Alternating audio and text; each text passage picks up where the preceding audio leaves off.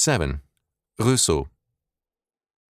This world was the world of Jean-Jacques Rousseau, 1712 to 1778, who essentially denied natural law, was dubious of the social contract idea while using it, and strongly denied reason.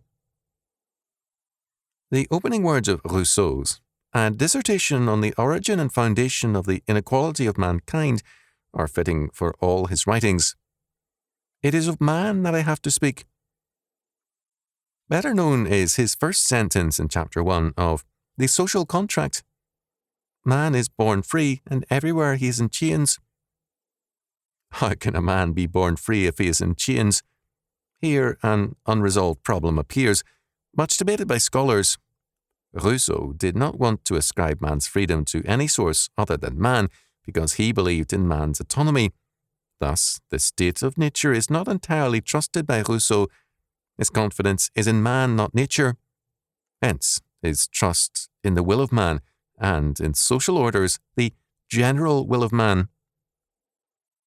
This concept of the general will clearly has led to the democratic totalitarianism of the French and Russian revolutions, of fascism and National Socialism, and of democratic socialism. The general will of the people is sovereign. It is sovereign for all and is indivisible and inalienable. Since sovereignty is a theistic idea, to ascribe sovereignty to the general will is to make the locale of the general will the god of the order.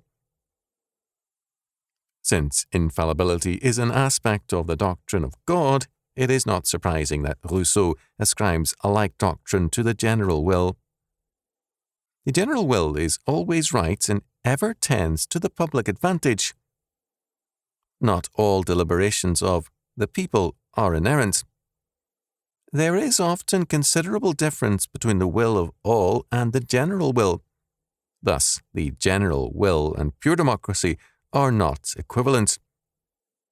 To avoid leading the will of all into errors alien to the general will, it is essential that there be no subsidiary groups within the state. The new inerrant God is thus for Rousseau the democratic state. It is the immanent and absolute one and many, and the particulars or individuals in that unity have no freedom to withstand the inerrant general will, the one.